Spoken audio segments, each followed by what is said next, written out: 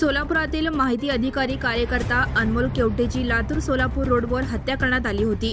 कारला cut मारल्याच्या कारणावरून वादविवाद झाला आणि त्यातून अनमोल केवटेचा गळा चिरून हत्या करण्यात आली। तसंच त्याच्यासोबत असलेल्या सोनाली भोसले यांच्यावर देखील धारदार शस्त्राने वार करत गंभीर जखमी करण्यात आले। अनमोल केवटे आणि सोनाली भोसले हे दोघे लातूर येथील अखिल भारतीय भ्रष्टाचार निर्मूलन समितीच्या एका कार्यक्रमासाठी गेले होते। कार्यक्रमात अनमोल आणि सोनालीने दिलखुलास आणि मनसोक्तपणे डान्स केला होता। समितीच्या कार्यक्रमात डान्स करतानाचा व्हिडिओ सोशल मीडियावर व्हायरल झाला आहे। अनमोल केवटे याच्या खून प्रकरणी दाखल करण्यात आलेल्या गुन्ह्यात 4 जण सहभागी असल्याचं उघड झालं आहे।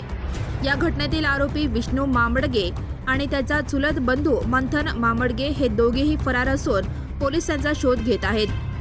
गुन्हे शाखेचे 1 आणि शिवाजीनगर पोलीस ठाण्याचे 1 अशी 2 पथके आरोपींच्या शोधासाठी पाठवण्यात आली आहेत। शुभम पतंगे, वैभव स्वामी, मंथन मामडगे अशी आरोपींची नावे आहेत। शुभम पतंगे, वैभव स्वामी यांना पोलिसांनी अटक केली असून अनमोल केवटे याची हत्या का केली, खरंच गाडीला कट मारल्याचा राग होता का, याबाबत लातूर पोलीस अधिक तपास करत आहेत।